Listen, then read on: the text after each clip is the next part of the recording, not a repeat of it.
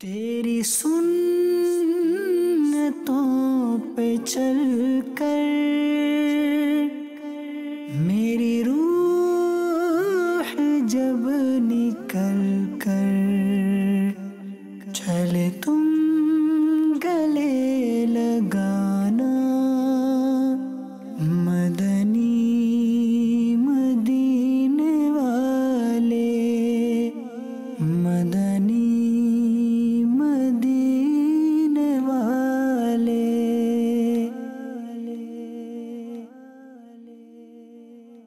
الحمدللہ رب العالمین والصلاة والسلام علی سید المرسلین، اما بعد فاعوذ باللہ من الشیطان الرجیم، بسم اللہ الرحمن الرحیم۔ الصلاة والسلام علیکہ یا رسول اللہ وعلی آلکہ واصحابکہ یا حبیب اللہ، الصلاة والسلام علیکہ یا نبی اللہ وعلی آلکہ واصحابکہ یا نور اللہ۔ میٹھے میٹھے اسلامی بھائیوں اور مدنی چینل کے ناظرین، مدنی چینل کا سلسلہ ہے یہ بھی نبی پاک کی سنت ہے۔ آج ہمارے پروگرام میں ہم انشاءاللہ ایک نہیں بلکہ دو مبارک نبی پاک کی سنتوں کے بارے میں بات کریں گے۔ پیارے آقا کے دو کمال کے اوصاف اور عادتیں آپ کو بتائیں گے۔ میں بھی نیت کروں اور آپ بھی یہ نیت کریں کہ انشاءاللہ ہم ان سنتوں کو اپنانے کی کوشش کریں۔ کمال کے فضائل ہیں، بے شمار برکتیں ہیں، اور وہ عادتیں کون سی ہیں آئیے آپ کو بتاتے ہیں، مگر ایک آپ کو پہلے واقعہ سناتا ہوں۔ ابو جہل جو اسلام کا سب سے بڑا دشمن مانا جاتا ہے، وہ ایک یتیم بچے کا کفیل تھا۔ اس نے بچے کا مال ہڑپ کر لیا۔ بچے نے غریبوں کے والی، یتیموں کے آقا علیہ السلام کی بارگاہ بے کس پناہ میں حاضر ہو کر ابو جہل کے خلاف درخواست کی کہ اس نے میرا مال ہڑپ کر لیا ہے۔ تو نبی پاک علیہ السلام کی بارگاہ تو وہ ہے نا کہ جہاں کسی کی فریاد رد نہیں کی جاتی، وہاں تو سب کی مرادیں پوری ہوتی ہیں۔ نبی پاک علیہ السلام اسی وقت ابو جہل کے پاس تشریف لے گئے اور اس بچے کی شکایت کے بارے میں بتایا تو اور اس کا مال واپس کرنے کا حکم دیا۔ تو اس نے بلا چوں چرا فوراً وہ مال واپس کر دیا۔ اس کے ساتھیوں نے کہا کہ تم تو ان کے بڑے مخالف ہو اور ان کی بات فوراً مان لی، اور ہم دیکھ رہے ہیں کہ تم بڑے گھبرائے ہوئے بھی ہو۔ تو ابو جہل نے کہا کہ میں نے اس لیے یہ فوراً مال واپس کیا کہ میں نے ان کے دائیں بائیں بڑے خطرناک نیزے دیکھے اور میں نے محسوس کیا کہ اگر میں ادائیگی سے انکار کروں گا تو ضرور مارا جاؤں گا، لہٰذا میں نے حکم مصطفیٰ صلی اللہ علیہ وسلم ماننے میں ہی عافیت جانی۔ ناظرین، اس میں نبی پاک کا معجزہ بھی معلوم ہو رہا ہے کہ میرے آقا علیہ السلام کا جو اللہ تبارک و تعالیٰ نے حفاظت کا انتظام کیا تھا، فرشتے نبی پاک کے ساتھ ہوتے تھے، تو ابھی ایک ایسا روب پڑ گیا ابو جہل پر کہ اس نے فوراً اس یتیم کا مال واپس کر دیا۔ اور یہاں نبی پاک علیہ السلام کی جو سنت پتہ چلی، نبی پاک کا مبارک انداز پتہ چلا کہ آپ یتیموں پر کتنے شفیق، اس کا حق دلانے کے لیے اس کے ساتھ چلے جاتے ہیں اور اپنے سب سے بڑے دشمن کے پاس بھی جا کر اس کے لیے بات فرماتے ہیں۔ اور نبی پاک نے اپنی زندگی میں ہمیں بہت شاندار درس دیے یتیموں کے ساتھ شفقت کرنے کے حوالے سے۔ آئیے کچھ قرآنی آیات بھی سنتے ہیں، احادیث بھی سنتے ہیں، کیونکہ یتیموں پر شفقت کرنا یہ بھی نبی پاک کی سنت ہے۔ اللہ پاک قرآن مجید میں ارشاد فرماتا ہے، بسم اللہ الرحمن الرحیم، وَبِالْوَالِدَيْنِ إِحْسَانًا وَبِذِي الْقُرْبَى وَالْيَتَامَى وَالْمَسَاكِينِ۔ ترجمہ کنز ایمان، اور ماں باپ سے بھلائی کرو اور رشتہ داروں اور یتیموں اور محتاجوں سے۔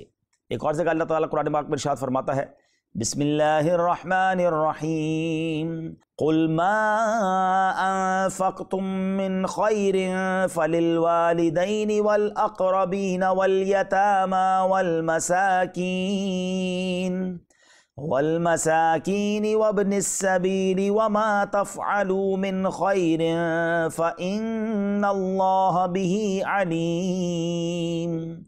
تم فرماؤ جو کچھ نیکی میں خرچ کرو تو وہ ماں باپ اور قریب کے رشتے والوں اور یتیموں اور مسکینوں اور راہگیر کے لیے ہو، اور جو کچھ بھلائی کرو گے بے شک اللہ اس کو جانتا ہے۔ اللہ پاک قرآن مجید میں ایک اور جگہ ارشاد فرماتا ہے، بسم اللہ الرحمن الرحیم، وَإِذْ أَخَذْنَا مِيثَاقَ بَنِي إِسْرَائِيلَ لَا تَعْبُدُونَ إِلَّا اللَّهَ وَبِالْوَالِدَيْنِ إِحْسَانًا وَذِي الْقُرْبَى وَالْيَتَامَى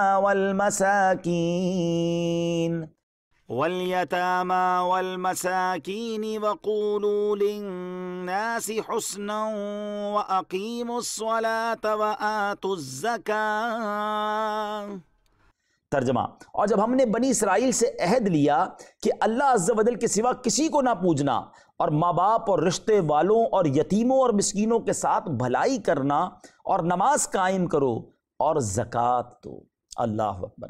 قرآن بار بار یتیموں پر شفقت کا درس دے رہا ہے، ان کے حقوق کے بارے میں ہمیں بتا رہا ہے۔ ایک اور جگہ قرآن مجید ارشاد فرماتا ہے وَآتَ الْمَالَ عَلَىٰ حُبِّهِ ذَوِي الْقُرْبَىٰ وَالْيَتَامَىٰ، ترجمہ کنز ایمان، اور اللہ کی محبت میں اپنا عزیز مال دے رشتے داروں اور یتیموں کو۔ سبحان اللہ، سبحان اللہ۔ تو ناظرین، یتیموں کے بارے میں بہت خیال رکھنا ہے۔ احادیث میں بڑا انفسائز کیا گیا، توجہ دلائی گئی، تاکید کی گئی۔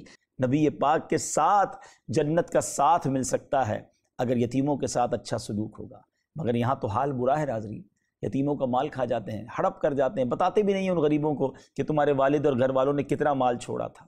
یتیم نابالغی میں اس کے والد کا انتقال ہو گیا، تو اب اس کے حقوق بہت زیادہ ہیں، اس کا خیال رکھنے کی فضیلتیں بہت زیادہ ہیں، اور رشتہ داروں پر اب لازم ہے، قریب کے لوگوں پر، کہ اس کی اچھی پرورش کریں۔ نبی پاک علیہ الصلوۃ والسلام نے فرمایا جنت میں ایک گھر ایسا ہے جس کا نام دار الفرح، خوشی کا گھر ہے۔ اس گھر میں وہی لوگ داخل ہوں گے جنہوں نے دنیا میں مسلمانوں کے یتیم بچوں کا دل خوش کیا ہوگا۔ اللہ اکبر۔ یعنی جنت میں گویا ایک گھر ہی ایسا ہے جس میں داخل ہی وہ ہوں گے جو یتیم بچوں کا دل خوش کرنے والے ہوں گے۔ اللہ کرے کہ ہم یہ نیکی کمانے والے بن جائیں۔ بہت خوش نصیب ہے وہ لوگ جو تلاش کر کر کے یتیموں کی مدد کرتے ہیں۔ سبحان اللہ، یہ بڑی نیکی ہے ناظرین۔ اللہ کرے کہ ہم غریب یتیموں کا بھرپور ساتھ دینے والے بنے، کبھی ان کا حق نہ دبائیں۔ نبی پاک علیہ الصلوۃ والسلام نے فرمایا کہ مسلمانوں کے گھروں میں سب سے بہتر وہ گھر ہے جس میں کوئی یتیم رہتا ہو اور اس کے ساتھ اچھا سلوک کیا جاتا ہو، اور مسلمانوں کے گھروں میں سب سے بدتر وہ گھر ہے جس میں کوئی یتیم رہتا ہو اور اس کے ساتھ برا سلوک کیا جاتا ہو۔ سوچئے، یہاں ان لوگوں کو بھی سوچنا چاہیے۔ بعض اوقات بچہ چھوٹا ہوتا ہے، دوسری شادی کر لیتے ہیں کیونکہ پہلی زوجہ کا انتقال ہو گیا، یا جو عورت ہے وہ اس کو دوسری شادی کرنی پڑتی ہے۔ دوسری شادی کرنے میں حرج نہیں ہے، مگر جو بچہ یتیم ہو گیا ہے اس کا خیال کون رکھے گا؟ اگر وہ جس کی بھی کفالت میں آتا ہے اس کا بہت خیال رکھنا ہے، کیونکہ آپ نے سنا بدتر وہ گھر ہے، اور اس میں بعض اوقات سوتیلے بچوں کے ساتھ بڑا عجیب سلوک کیا جاتا ہے، کیونکہ اس کی ماں نہیں ہوتی یا اس کا والد نہیں ہوتا، تو اب دوسرے لوگ اسے ڈیگریڈ کر رہے ہوتے ہیں، دل توڑ رہے ہوتے ہیں۔ وہ بچپن میں کتنا اس کا دل دکھتا ہوگا۔ ایسا نہ ہو ہمارا گھر بدتر گھروں میں بن جائے۔ اپنے گھر کو بہترین گھروں میں بنا لیں، خاص طور پہ جن گھروں میں یتیم بچے ہیں خاص ان پر شفقت کریں، انہیں خاص توجہ دیں۔ وہ ماں باپ کے پیار سے محروم ہیں، اگر آپ بھی شفقت نہیں کریں گے تو پھر تو کس قدر غمزدہ ہو جائیں گے۔ نبی پاک علیہ الصلوۃ والسلام نے بہت پیاری حدیثوں میں اور بہت کچھ ہمیں اس بارے میں بتایا ہے۔ ایک اور حدیث سناتا ہوں، حضرت ابو درداء رضی اللہ عنہ سے روایت ہے کہ ایک شخص نبی پاک علیہ الصلوۃ والسلام کی بارگاہ میں حاضر ہوا اور اس نے اپنے دل کی سختی کی شکایت کی کہ حضور دل بڑا سخت ہے۔ نبی پاک علیہ الصلوۃ والسلام نے بڑا پیارا سوال کیا، کیا تجھے یہ پسند ہے کہ تیرا دل نرم ہو جائے؟ اس نے عرض کی جی ہاں یا رسول اللہ۔ تو ارشاد فرمایا تیرے پاس کوئی یتیم آئے تو اس کے سر پر ہاتھ پھیرو اور اپنے کھانے میں سے اسے کھلا، تیرا دل نرم ہو جائے گا اور تیری حاجتیں بھی پوری ہوں گی۔ اللہ اکبر۔ معاشرے میں بہت سارے لوگ ہوتے ہیں کہتے ہیں دل بڑا سخت ہے، نرمی نہیں ہے میرے اندر، میں بڑا جس کو کہیں بات بات پہ لڑ پڑتا ہوں، جھگڑا کر ڈالتا ہوں۔ دل کی نرمی جو چاہتے ہیں نا، یہ فارمولہ یاد رکھیں، یتیموں پر شفقت والا ہاتھ پھیریں، اپنا کھانا انہیں کھلائیں، پیش کریں، عزت دیں انہیں۔ اللہ پاک نے کرم کیا تو دل بھی نرم ہو جائے گا، اور جیسا آقا علیہ الصلوۃ والسلام نے فرمایا کہ حاجتیں بھی پوری ہونا شروع ہو جائیں گی۔ میرے میٹھے اسلامی بھائیوں، مسجد نبوی شریف کی تعمیر کیسے ہوئی؟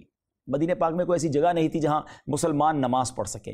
نبی پاک علیہ الصلوۃ والسلام نے مسجد کی قیام کے لیے بنو نجار کا ایک باغ کی جگہ تھی، اسے پسند فرمایا۔ نبی پاک علیہ الصلوۃ والسلام نے وہاں کے لوگوں کو قیمت دینا چاہی، تو لوگوں نے کہا حضور آپ اللہ کا گھر بنا رہے ہیں، ہمیں اس کی کوئی قیمت نہیں چاہیے، ہم اس کی قیمت اجر و ثواب سے لیں گے، یعنی اس کا بدلہ اللہ سے لیں گے، یہ اللہ کے لیے وقف ہے۔ مگر نبی پاک علیہ الصلوۃ والسلام کو جب یہ معلوم ہوا کہ یہ زمین دراصل دو یتیموں کی ہے، تو آپ علیہ الصلوۃ والسلام نے ان دونوں یتیموں کو بلایا۔ ان یتیم بچوں نے بھی اپنی زمین اللہ کی راہ میں دینا چاہیے کہ حضور ہمیں پیسے نہیں چاہیے، یہ اللہ کے نام پر لے لیں، مگر نبی پاک علیہ الصلوۃ والسلام نے اس کو پسند نہیں فرمایا، اور سیدنا ابو بکر صدیق رضی اللہ عنہ کے مال سے اس مسجد کی قیمت ادا کی گئی۔ تو اے میرے میٹھے اسلامی بھائیوں، اس سے سیکھنے کو ملا کہ اللہ کے حبیب علیہ الصلوۃ والسلام یتیموں کا کس قدر خیال رکھتے تھے۔ تو بہرحال ناظرین، یتیموں پر شفقت کرنا، مہربانی کرنا، اچھا سلوک کرنا، یہ بھی نبی پاک کی سنت بھی ہے۔ قرآن کا حکم بھی ہے، نبی پاک کی تعلیمات بھی ہیں۔ کبھی زندگی میں کسی یتیم کو تکلیف نہ دیجیے گا، بلکہ ہو سکے تو اگر آپ کسی یتیم کی کفالت نہیں بھی کر رہے تو آس پڑوس رشتہ داروں میں دیکھیں نا، تھوڑے دنوں پہلے ہی آپ کے کسی رشتہ دار کا انتقال ہوا ہوگا، تھوڑے دنوں پہلے ہی کسی دوست کا انتقال ہوا ہوگا، ہو سکتا ہے اس کے یتیم بچے ہوں اور غریب بھی وہ ہوں، ضرورت مند بھی ہوں۔ باپ چلا جاتا ہے، بعض اوقات ایک ہی کمانے والا ہوتا ہے، وہ کسی کے آگے ہاتھ نہیں پھیلاتے کیونکہ باپ نے یہ سکھایا نہیں تھا، وہ بیچاری ماں اکیلے میں بیچاری روتی ہوگی لیکن گھر کا کفیل تو چلا گیا نا۔ تو ایسے موقع پر ان یتیموں کے سروں پر ہاتھ رکھیں، یہ نیکی کما لیجئے، کیا معلوم یہی نیکی ہماری مغفرت کا ذریعہ بن جائے۔ تو یہ بھی نبی پاک کی سنت ہے۔ اب آئیے آج ہی کے پروگرام میں ہم ایک اور نبی پاک کی سنت کے ٹاپک کی طرف چلتے ہیں۔ ناظرین، اب جو آج دوسرا موضوع ہے ہمارے اس مبارک سلسلے کا، یہ بھی نبی پاک کی سنت ہے، وہ موضوع بھی بڑا پیارا ہے۔ اللہ کرے ہم اس پر عمل کرنے والے بن جائیں تو بہت سارے لوگوں کی دل جیت سکتے ہیں، ان کے دلوں میں خوشی داخل کر سکتے ہیں۔ یہ کون سی سنت ہے، یہ کون سا عمل ہے؟ نبی پاک کی ایک حدیث میں موجود واقعہ سنتے ہیں، اس سے بات مزید سمجھ آ جائے گی۔ نبی پاک علیہ السلام فرماتے ہیں کہ زمانہ گزشتہ میں ایک شخص کی روح قبض کرنے کے لیے جب فرشتہ آیا تو اس نے کہا کہ تجھے معلوم ہے کہ تو نے کوئی اچھا کام کیا ہے کہ نہیں جس کی روح قبض کرنے آیا تھا؟ تو اس نے کہا میرے علم میں تو کوئی اچھا کام نہیں ہے۔ فرشتے نے کہا غور کرو، غور کر کے بتاؤ۔ اس نے کہا اس کے سوا کچھ نہیں ہے، ایک کام میں کرتا تھا کہ میں دنیا میں لوگوں سے جب کاروبار کرتا تھا، انہیں قرض وغیرہ دیتا تھا تو ان کے ساتھ اچھی طرح پیش آتا تھا، اور اگر مالدار بھی مجھ سے مہلت مانگتا تھا نا تھوڑے دنوں کی، میں اسے مہلت دے دیتا تھا، اور تنگ دست جو ہوتا تھا، غریب ہوتا تھا، اس سے درگزر فرماتا تھا، یعنی اسے معاف کر دیتا تھا۔ اللہ پاک نے ناظرین اسے جنت میں داخل کر دیا۔ یہ عمل اس کی مغفرت کا ذریعہ بن گیا کیونکہ وہ تنگ دست کو مہلت دیتا تھا۔ پریشان حال لوگ اگر قرض لے بھی جاتے، وقت آ بھی جاتا وہ نہ دے پاتے تو اسے مہلت دیتا، معاف فرما دیتا۔ اللہ پاک نے اس گناہ گار شخص کو بھی جنت میں داخل کر دیا۔ اور صحیح مسلم میں اس حدیث کے بارے میں مزید لکھا کہ اللہ پاک نے فرمایا میں تجھ سے زیادہ معاف کرنے کا حقدار ہوں، اے فرشتوں میرے اس بندے سے درگزر کرو۔ اللہ پاک نے بھی اسے معاف فرما دیا۔ ناظرین، قرآن بھی ہمیں تنگ دست کے ساتھ، غریب جو ہوتے ہیں، جن کے ہاتھ تنگ ہوتے ہیں، پریشان ہوتے ہیں، ان کو مہلت دینے کا، ان کے ساتھ شفقت کرنے کا درس دے رہا ہے۔ قرآن مجید میں اللہ پاک ارشاد فرماتا ہے، بسم اللہ الرحمن الرحیم وَإِن كَانَ ذُو عُسْرَةٍ فَنَظِرَةٌ إِلَى مَيْسَرَةٍ۔ ترجمہ، اگر مقروض تندرست ہو تو اسے وسعت تک مہلت دو۔ سبحان اللہ، یہ قرآن کا حکم ہے ناظرین، اور نبی پاک علیہ السلام کی کیا خوبصورت حدیثیں ہیں۔ میرے آقا ایک جگہ ارشاد فرماتے ہیں جس نے کسی تنگ دست قرض دار کو مہلت دی، اللہ پاک اسے قیامت کے دن عرش کے سائے میں رکھے گا۔ سبحان اللہ، اگر اللہ کے عرش کا سایہ چاہیے تو مہلت دیا کرے۔ لڑائی جھگڑا مار کٹائی پتہ ہے اس کے پاس نہیں ہے۔ ہاں کچھ لوگ ہوتے ہیں جو خواہ مخواہ ڈیلے کرتے ہیں، میں انشاءاللہ بعد میں آتا ہوں ان لوگوں کی طرف جو قرض لے کر بہت برا کرتے ہیں، وہ بھی نہیں کرنا چاہیے۔ لیکن اگر آپ نے کسی کو قرض دیا اور آپ کو لگتا ہے واقعی پریشان ہے، اس کے پاس نہیں ہے، ٹائم مانگ رہا ہے اور امیدیں دے بھی دے گا تو وقت دیجیے، اور لگتا ہے کہ نہیں دے پائے گا، اللہ نے آپ کو وسعت دی ہے تو معاف کر دیجیے۔ لیکن لڑائی جھگڑا مار کٹائی گالی گلوچ سب کرنے کے بعد اب کہیں جناب میں مہلت دے رہا ہوں، تو پھر وہ اجر تو چلا گیا نا۔ تو کوشش کریں کہ آپ مہلت دے کر خوب نیکیاں کمائیں۔ اجر معلوم ہے آپ کو کتنا ہے قرضہ دینے کا اور پھر ٹائم دینے کا؟ ذرا آپ سنیے گا، نبی پاک علیہ السلام کو حضرت بریدہ رضی اللہ تعالیٰ فرماتے کہ میں نے نبی پاک علیہ السلام کو فرماتے سنا کہ جو کسی تنگ دست کو مہلت دے اس کے لیے روزانہ قرض کے برابر صدقہ کرنے کا ثواب ہے۔ اور پھر ایک مرتبہ میں نے نبی پاک کو فرماتے سنا کہ جو کسی تنگ دست کو مہلت دے اسے روزانہ قرض سے دگنا صدقہ کرنے کا ثواب ہے۔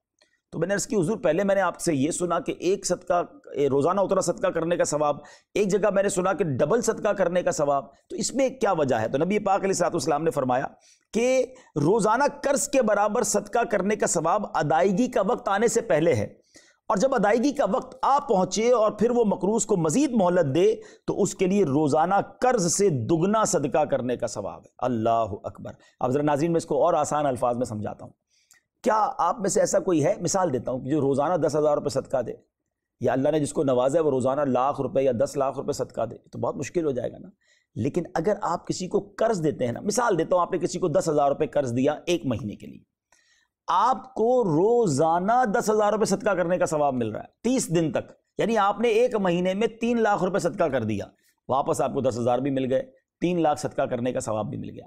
اور اگر وہ 10,000 روپے کہتا ہے مجھے 15 دن اور دے دے میں پریشان ہوں، آپ نے اس کو دوبارہ اس کو مہلت دی تو اب ثواب ڈبل ہو گیا، کیونکہ اب آپ نے اس کو جو ادائیگی کا وقت تھا اس میں ٹائم بڑھا دیا، تو اب آپ کو روزانہ 20,000 روپے صدقہ کرنے کا ثواب ہے۔ میں آپ کو ایک مشورہ دینا چاہتا ہوں ناظرین، یہ جو قرض دینا، مہلت دینا، یہ اتنی بڑی نیکی ہے، اگر انسان اس کو سمجھ لے اور سبحان اللہ، اللہ کے نبی علیہ الصلوۃ والسلام کی زبانی ہم نے سنا تو ہمیں یقین ہے کہ یہ ثواب ملنا ہے۔ تو آپ اپنا ایک بجٹ بنائیں، ہر بندہ اپنی حیثیت کے مطابق بجٹ بنائے۔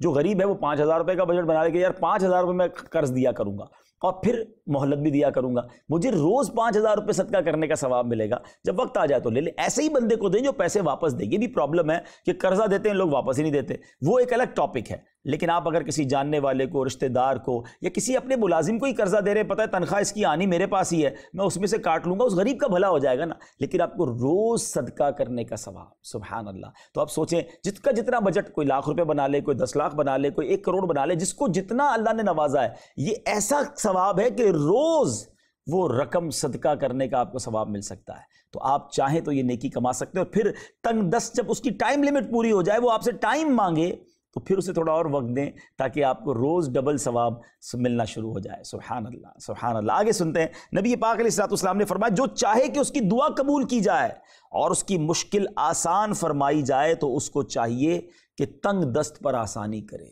جو تنگ دست ہے اس کو آسانی کر دے، اس کو ریلیکس کرے، اس کو روب، اس کو دبدبا، اس کو پریشر، وہ بیچارہ کدھر جائے گا؟ اگر وہ چیٹر نہیں ہے اور اگر آپ کو لگتا ہے کہ واقعی غریب ہے، بیچارے کے پاس ہے ہی کچھ نہیں، تو پھر آپ پریشر دے کے بھی کیا کر لیں گے؟ وہ کہاں سے لائے گا؟ ہاں یقیناً کچھ لوگ خواہ تنگ کر رہے ہوتے ہیں، وہ بالکل نہیں کرنا چاہیے۔ ان کے لیے تو یہاں تک کتابوں میں لکھا کہ جب قرض لوٹانے کا وقت آ جائے، ہماری شریعت جو ہے نا وہ دونوں طرف کے لوگوں کی ٹریننگ کر رہی ہے۔ سبحان اللہ، ادھر کہا جا رہا ہے قرض بھی دو ثواب زیادہ ہے، مہلت دو تو ڈبل ثواب ہے، مگر ادھر قرض لینے والے سے کہا جاتا ہے کہ اگر وقت آ گیا ہے اور ہوتے ہوئے بھی نہیں دے رہا ہے تو اب ہر لمحہ گناہ کا میٹر جاری ہو گیا ہے۔ تو ایسا کبھی نہیں کرنا چاہیے۔ آپ قرض لیں تو وقت سے پہلے لوٹائیں تاکہ اس کا بھروسہ باقی رہے، وہ آئندہ آپ کو بھی دے گا، کسی اور کو بھی دے گا۔ چند غلط لوگوں کی وجہ سے لوگوں نے قرض سے ہی توبہ کر لی کہ نہیں جناب دیتے ہیں واپس تو آتے نہیں ہیں، جوتے گھسا دیتے ہیں، جواب دیتے نہیں ہیں، آتے وقت تو بڑی منتیں کر رہے ہیں، آپ فون کرو تو فون نہیں اٹھاتے۔ یہ نہ کیا کریں، اس بنا پر آپ اپنا بھی کام خراب کر رہے ہیں اور شاید آئندہ بھی وہ شخص یہ نیکی نہ کرے، کسی کو قرض نہ دے، کسی مجبور کا کام رک جائے گا۔ تو خدا را کوشش کرے۔ ہاں ایسا ہو جاتا ہے، انسان کے پاس آپ نے کسی سے قرض لیا اور اب آپ کے پاس نہیں ہے، ختم ہو گیا، یا کوئی چوری ہو گئی یا نقصان ہو گیا، آپ اگنور نہ کریں، اس کے پاس چلے جائیں، اس کو بتائیں کہ میرے ساتھ یہ پرابلم، اسے ٹائم مانگ کر آئیں۔ چھپنا چھپانا، فون نہ اٹھانا، جواب نہ دینا، بہانے لگانا اور جھوٹے وعدے کرنا، یہ چیزیں بہت گناہ کا کام ہے۔ تو آپ ان سے مل لیں، بتا دیں کہ یہاں پھنس گیا ہوں، یہ میرے پاس چیزیں ہیں، اگر وہ نہیں آئے تو میں یہ بیچ کر دے دوں گا، کچھ نہ کچھ اس کے ساتھ سولوشن کریں تاکہ اس کی دل آزاری نہ ہو۔ یہ قرض لینے والے کا کام ہے، اور جو قرض دینے والا ہے اس کو شریعت کہہ رہی ہے کہ مزید مہلت دے، آسانی کرے، اللہ نے نوازا ہے تو کچھ معاف بھی کر دے، تو انشاءاللہ یہ صدقہ جاریہ ہو جائے گا۔ نبی پاک علیہ الصلوۃ والسلام نے کیا ارشاد فرمایا؟ جو کسی تنگ دست کو اس کے خوشحال ہونے تک مہلت دے تو اللہ تعالیٰ اسے گناہوں سے توبہ کرنے تک مہلت عطا فرمائے گا۔ ہائے ہائے ہائے، ہمارے کتنے گناہ ہیں، ہماری کتنی خطائیں، اگر کسی ایک تنگ دست کو ہم مہلت دے رہے ہیں، اللہ پاک ہمارے گناہوں میں ہمیں توبہ تک مہلت دے دے، ہمیں توبہ کی توفیق عطا کر دے، معاف فرما دے، اس سے بڑا تو کوئی تحفہ نہیں ہے نا۔ کئی لوگ تو ہزاروں روپے ایک دن میں خرچ کر دیتے ہیں، تو یہ بھی تو نیکی کمائی ہے نا، یہ بھی تو نبی پاک کی سنت ہے کہ آپ تنگ دست کو مہلت دیں۔ سبحان اللہ، سبحان اللہ۔ نبی پاک علیہ الصلوۃ والسلام کی اور حدیث سنتے ہیں، اللہ عز و جل اس شخص پر رحم کرے جو بیچنے اور خریدنے اور تقاضے میں آسانی کرے۔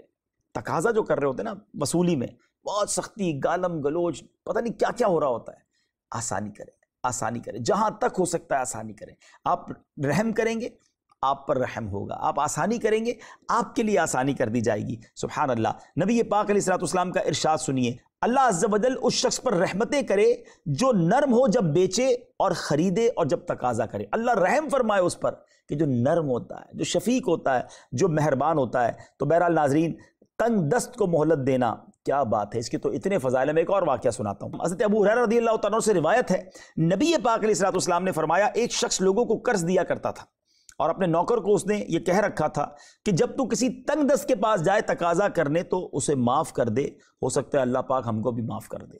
سبحان اللہ۔ تو اللہ پاک نے اس کو مرنے کے بعد معاف فرما دیا، اسے درگزر فرمایا، اس کی بخشش فرما دی۔ تو آپ جب لوگوں کے لیے آسانی کر رہے ہوتے ہیں نا، وہ کریم ہے، وہ رحیم ہے، وہ انشاءاللہ آپ پر آسانی فرمائے گا۔ ایک کمال کا واقعہ آخر میں آپ کو سناتا ہوں۔ صحابہ کرام نے اور پھر صحابہ کرام کے فیضان سے اولیاء کرام نے اس بات کو کیسے جس کو کہتے ہیں عمل کیا۔ امام اعظم ابو حنیفہ رضی اللہ تعالیٰ کو کون نہیں جانتا؟ آپ کروڑوں حنفیوں کے پیشوا بھی ہیں، لیکن آپ ایک شاندار بزنس مین بھی تھے اور بڑے مالدار بھی تھے، آپ لوگوں کو قرض دیا کرتے تھے۔ اسی طرح آپ نے ایک مجوسی آتش پرست کو بھی، یعنی مسلمان تو مسلمان، غیر مسلم بھی قرض لے کر جاتے تھے، آپ نے اس کو قرض دیا ہوا تھا۔ تو آپ رضی اللہ تعالیٰ کسی کام سے گئے، اس کے دروازے کے پاس پہنچے تو آپ کے پیروں پر نجاست لگ گئی، تو آپ نے اس کی دیوار سے اس نجاست کو اس مٹی سے صاف کر لیا۔ پھر آپ کو خیال آیا کہ میں نے اس کے گھر کی مٹی کو خرچ کر لیا ہے، تو دروازہ کھٹکھٹایا، وہ مجوسی جیسی بار آیا تو کہتا حضرت قرضے میں لیٹ ہو گیا ہوں، تھوڑے دن معاف کر دیں، بعد میں دے دوں گا، ٹال مٹول کرنے لگا۔ حالانکہ آپ قرض وصول کرنے نہیں گئے تھے، آپ نے کہا اس کو تو چھوڑو، مجھے مسئلہ کچھ اور درپیش ہے، میں نے تمہارے گھر کی جو مٹی ہے، دیوار کی مٹی کو خراب کر دیا ہے، نجاست اپنے پیر پہ لگی تھی اسے صاف کر لیا ہے۔ اللہ اکبر۔ وہ مجوسی نے جب یہ دیکھا کہ ان کو اپنے قرضے کی فکر نہیں، حقوق العباد کا اتنا خیال ہے، کہ حضور پیر پر لگی یا دیوار پہ لگی نجاست کو بعد میں دھوئیے گا، پہلے میرے دل کی نجاست کو صاف کیجئے۔ اور وہ مجوسی کلمہ پڑھ کر مسلمان ہو گیا۔ اللہ اکبر۔ یہ ہے اخلاق، یہ ہے طریقہ بزرگان دین کا۔ تو اے میرے میٹھے اسلامی بھائیوں، تنگ دست کو مہلت دینا، سہولت دینا، آسانی کرنا، یہ بھی نبی پاک کی سنت ہے۔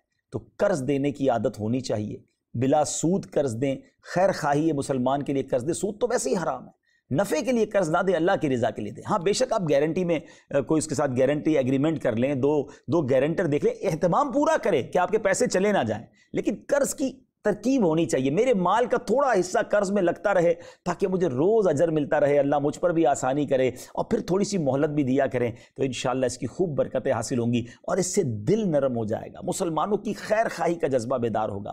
اللہ کریم مجھے بھی ایسا بنا دے اور آپ کو بھی ان سنتوں پر عمل کرنے والا بنائے۔ تو بہرحال آج ہم نے 2 سنتوں کے بارے میں جانا، یاد رہے تنگ دست کے ساتھ شفقت کرنا، یہ بھی نبی پاک کی سنت ہے، اور پہلی ہم نے سنی تھی یتیموں پر شفقت کرنا، یہ بھی نبی پاک کی سنت ہے۔ اگلے پروگرام میں ایک اور نبی پاک کی سنت، طریقہ کار، عادت کریمہ کو لے کر حاضر ہوں گے۔ اللہ کرے کہ ان عادتوں کو جب سن رہے ہیں تو اپنانے والے بھی بن جائیں۔ صلو علی الحبیب صلی اللہ تعالی علی محمد صلی اللہ علیہ وسلم۔ تیری سنتوں پہ چل کر میری روح جب نکل